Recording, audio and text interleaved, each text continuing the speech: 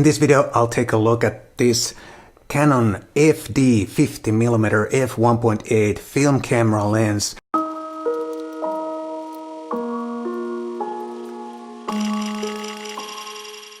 Hi guys, my name is Matti Sulanto. I'm a photographer and a Lumix ambassador. And in this video, I'll take a look at this Canon FD 50mm F1.8 lens from 1971 and how it performs on a Lumix S series full frame camera. The cameras that I used were the Lumix S1 and S1R camera, and of course I had a Canon FD to L mount adapter so I could mount the lens on my Lumix digital camera.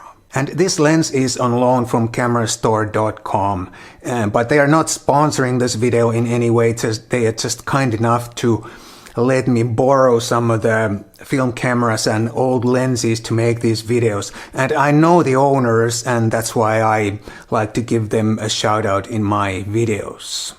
And if you're looking for a vintage camera or lens, please take a look at their website. They have an amazing selection of all kinds of old lenses and cameras. Before I start talking about the lens itself, let's talk about the Canon FD mount for a few moments.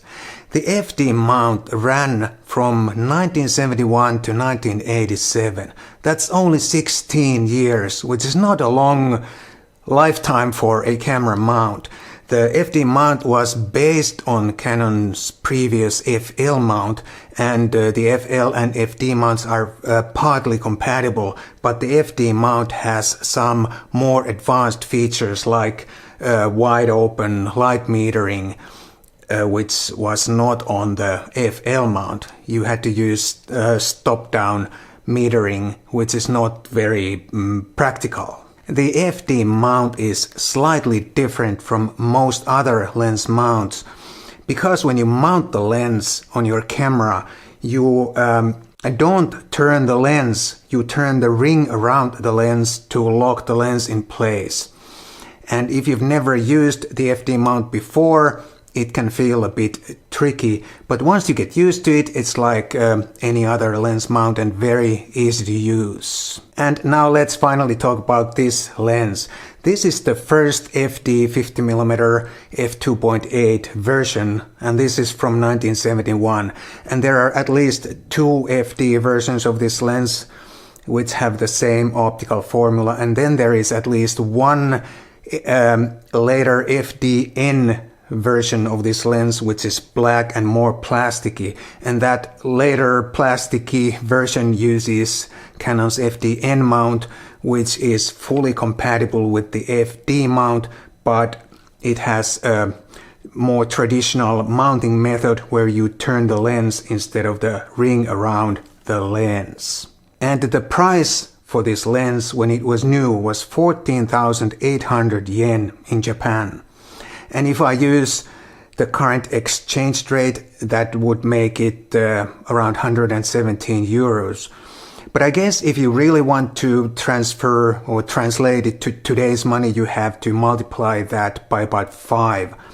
So in 1971, this would have been equivalent to about 600 euro lens if you compare it to today's value or something like that. And this would have been the kit lens of its time. Back in 1970s, every camera, if it came with a lens, it came with a 50mm lens with the maximum aperture around 2. That was the kit lens of the time. Kit zooms came a little bit later. But before I talk more about the lens itself, let me show you some pictures that I shot on this lens and the Lumix S1 camera. Enjoy!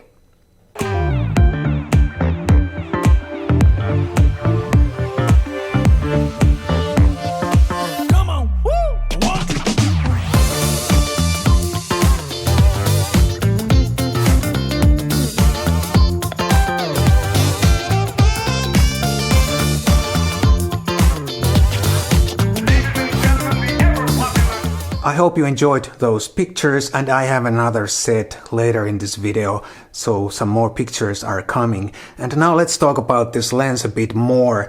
The mechanical construction is really beautiful, as it tends to be on many lenses from that era, especially if they are camera manufacturers' own lenses. There's only metal and glass in this lens, no plastic, and that really feels.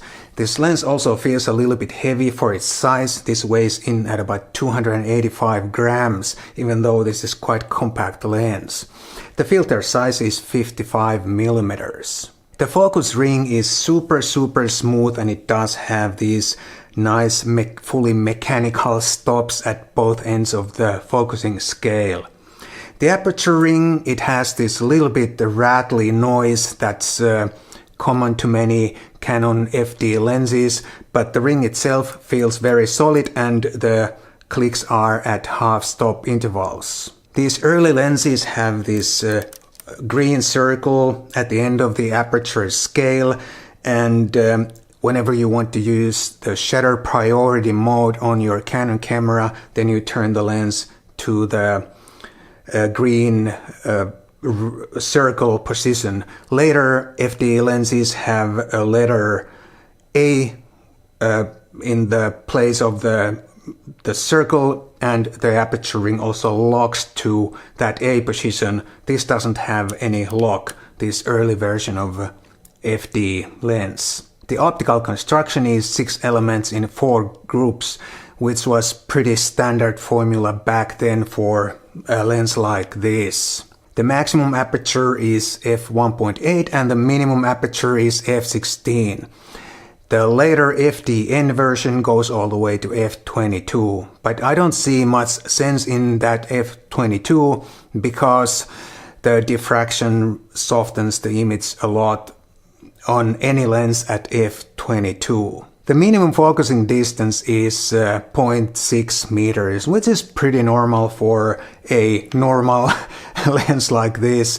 Some lenses, some standard lenses go to 0.5 meters, but 0.6 is also pretty normal, minimum focusing distance for a lens like this. And now I think it's the time for the second set of sample pictures that I shot on this lens and the Lumix S1 camera.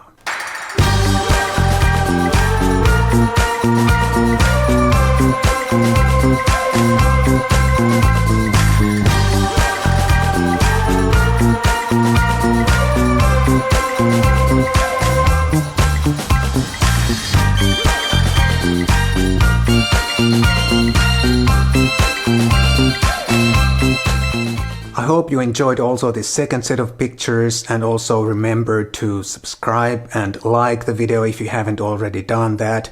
And you can also buy me a cup of coffee if you really like this video. There's a link down below also for that. And now let's talk about the optical characteristics of this lens. I'd like to start by saying that this lens is pretty impressive if you think that it's a almost 50-year-old lens. The optical characteristics are pretty typical for a lens from 1970s. The sharpness is quite decent already, wide open, but the contrast is low. But once you stop down to about f4, this lens really starts to sing, and the sweet spot is from f5.6 to f11, when this lens is really sharp from corner to corner all across the frame. Even f16 is usable, but it's a little bit softer than f11 or f8 because of the diffraction. And I really like that kind of double character that many of these old lenses have. Wide open you get this slightly soft, very gentle rendering, and then when you stop down you get this really crisp and sharp lens. It's almost like two lenses in one, and many modern lenses don't have that because they are so super sharp already, wide open. And that slightly low contrast at wide open aperture is not that big of a deal these days anymore, because you can do so many things in post these days.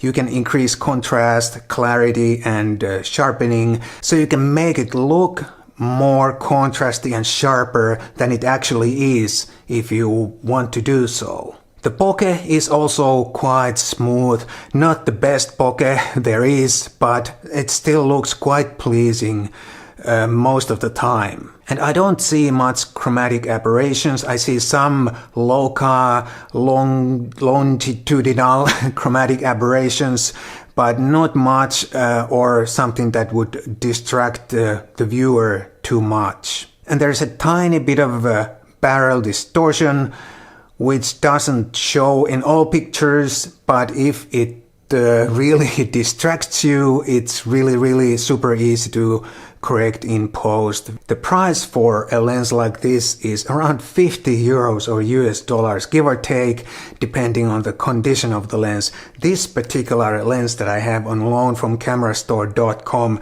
this looks almost like a new lens. There's hardly any signs of use on this lens, and it's really a beautiful sample, this one. And when I really think about it, it almost makes no sense to buy any of the new fully manual lenses for 200-300 euros or dollars if you can have something like this for just a fraction of the money. Of course, you also have to add the cost of the adapter, but these adapters, which you can also buy from camerastore.com if you have no other place in mind. These adapters are not very expensive, and of course you can use the same adapter for many lenses. I think the major upsides or reasons to buy a lens like this is that it's sharp and the optical characteristics are very pleasing all in all. It's a well-built, solid metal construction, and it's an excellent value for money. Thank you so much for watching, and please also take a look at my other vintage lens reviews over here, and I'll see you in the next one.